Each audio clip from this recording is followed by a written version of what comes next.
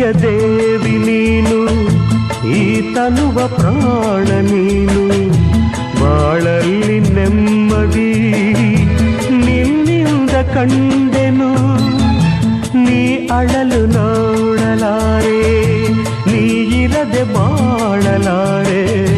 ನನ್ನಲ್ಲಿ ಕೋಪವೇ ನಾನಿನಗೆ ಬೇಡವೇ,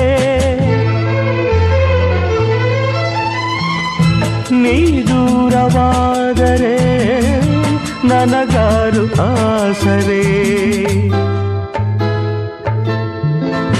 ನೆರಳನ್ನು ಕಾಣದ ಲತೆಯಂತೆ, ಬಿಸಿಲಿಗೆ ಬಾಡಿದ ಹೂವಂತೆ, ಸೋತಿದೆ ಈ ಮೊಗವೇಕೆ.